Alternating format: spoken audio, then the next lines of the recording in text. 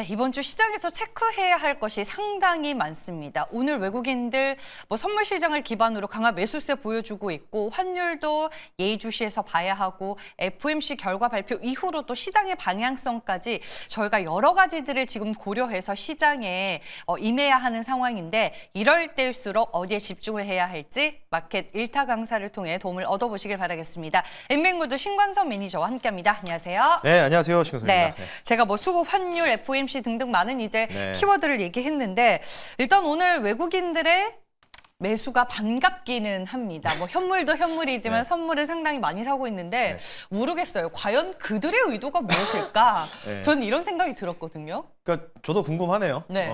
이 방송 끝나면은 그 의도에 대해서 외국인들이 직접적으로 입장 표명을 했으면 좋겠는데 네. 일단은 좀 복귀를 좀 해봐야 될 것 같아요. 이제 어제 제가 지수 포인트 다른 거 신경 쓰지 말고 지수 포인트 기술적으로 좀 접근하자라고 좀 말씀드렸는데 화면 보면서 간단하게 좀 말씀 네. 한번 드려볼게요. 일단 어제 코스피 종합 기준으로 2,455포인트 이제 어제 내용이거든요. 근데 어제 이제 2,456포인트에서 종가상 마감을 하면서 어떻게 됐죠? 지금 자연스럽게 리바운딩이 좀 강하게 좀 나왔습니다. 나온 상태라고 좀 보시면 좋을 것 같고요.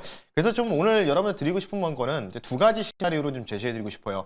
오늘 현대차, 기아차가 급등이 나오는 부분들 그리고 전반적으로 일본에서 키오시아라고 해가지고 이제 랜드 일본계 기업이 있는데 그게 기업이 상장해서 이제 일본 증시에서 10% 넘게 급등이 나와서 삼성전자도 같이 올라가는 배경도 있거든요. 그러니까 오늘 삼성전자만 주구장창 좀 땡기잖아요.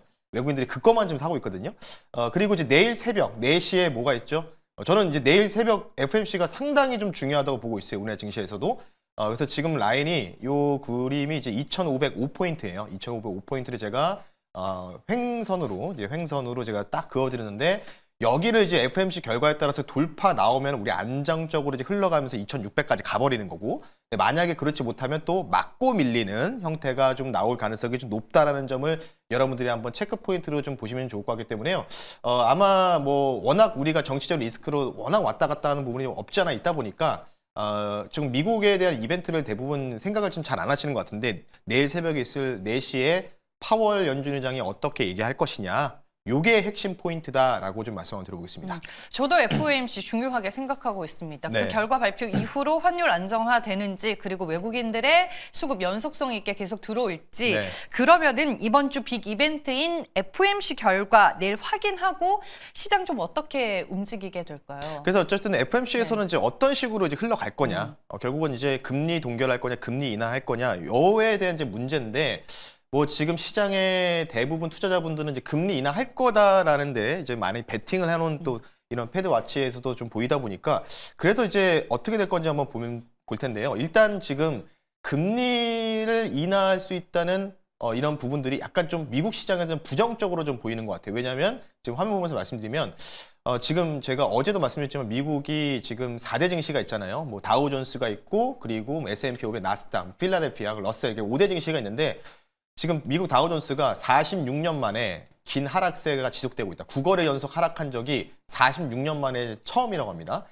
두 번째다. 올해 이제 100년 역사에서 두 번째로 기록하고 있고 지금 보면은 이건 정말 줄줄줄 흘러가는 이제 다우존스인데 다우존스가 굉장히 중요한 이유는 뭐냐면 이제 이쪽에 이제 민감주들도 많고 반도체 기업도 있다 보니까 통상 이제 올라갔었던 배경이 트럼프 효과로 가장 많이 올라갔던 게 나스닥도 있었지만은 다우존스가 가장 더 퍼포먼스 많이 보여줬었거든요. 그래서 이것 때문에 지금 월가에서는 뭐라고 하냐면 트럼프 효과 이제 끝난 거냐?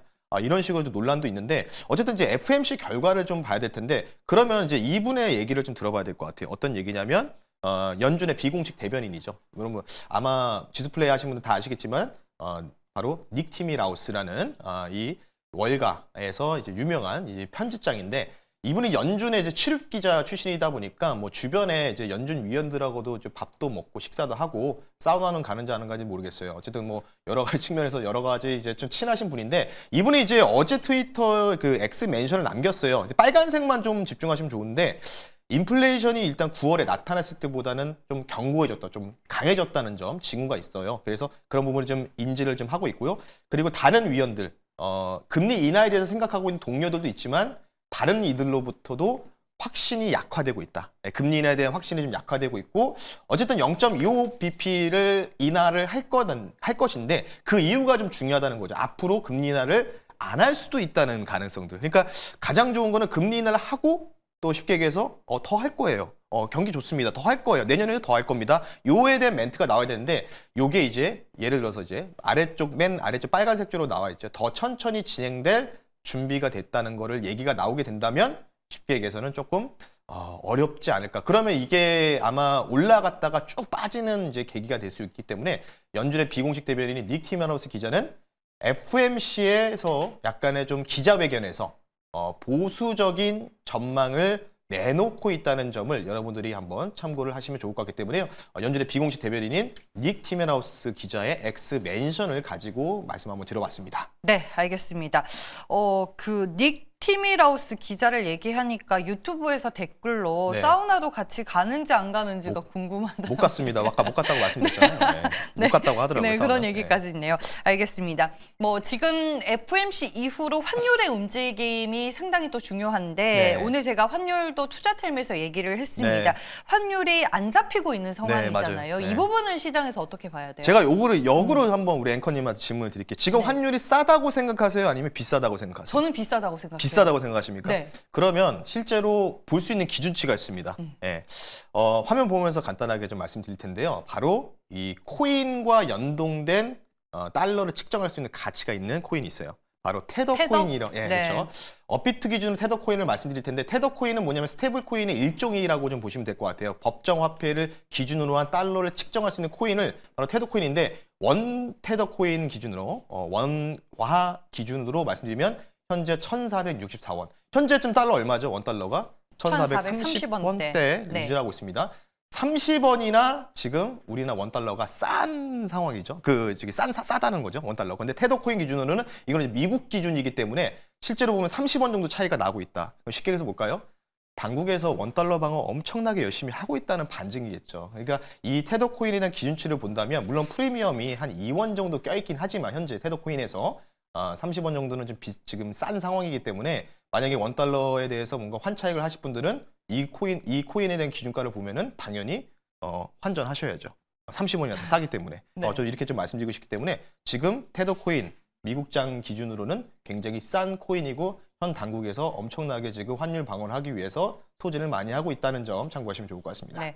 뭐 어찌됐든 간에 뭐 환율이 1,400원대에서 움직일 거라는 거는 계속 나오고 있는 얘기잖아요. 네. 여기서 뭐 드라마틱하게 1,300원대까지 내려가기는 어려우니까 그럼 우리가 이 사실을 인정하고 고환율에 좀 대비하는 시장의 전략이 네. 필요한 걸까요? 네, 그래서 사실 오늘 움직이는 네. 쪽이 조선주들 다시 움직이고 있죠. 예.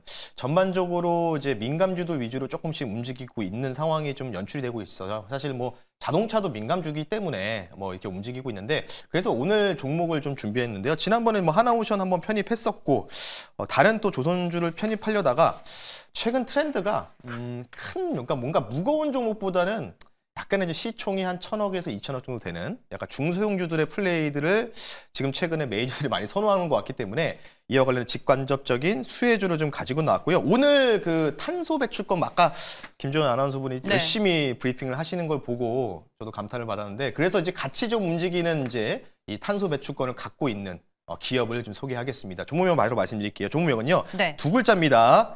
조선 기자재 업체죠. 일승이라는 종목을 한번 편입해 볼 수 있도록 하겠습니다. 오, 1승 얘기를 네. 해주셨는데 오늘 장중에 이 종목이 막 움직이더라고요. 네. 제가 기사 봤는데 한국가스공사가 미국산 LNG 장기 도입 계약을 추진한다. 이 기사가 이제 단독으로 뜨면서 맞아요. 한국가스공사가 아닌 1승이 움직이더라고요. 그참 네. 한국가스공사 그냥 대왕고리로 엮여 있어서 네. 약간 좀 그런 분위기인 것 같고요. 사실 갑자기 뉴스가 좀 나와가지고 부랴부랴 막 저도 이제 전달했어요. 이제 가격 전략을 바꿔야 되니까. 이게 한 2시 25분쯤에 네, 나온 갑자기 뉴스네요. 나와가지고 방송으로 그냥 20, 30분이 나와가지고 한 VI까지 걸렸다가 약간 좀 윗골 네. 달려서 다행스럽게도 좀 소개를 시켜드릴 수 있는 종목이구나 싶은데 자, 이 회사가 왜 탄소 배출권 관련주인지를 말씀드릴게요. 오늘 그린케미칼은 이런 이런 캠트로스 종목이 좀 강한데 이 회사 같은 경우 에너지 선박 관련된 친환경 장비를 영위하고 있는데 여기서 중요한 포인트가 뭐냐면 ICER이라고 쉽게 얘기해서 이제 온실가스 배출 관련된 부분들이 통상 메탄가스에서 많이 나오다 보니까 선박에서 많이 나오거든요.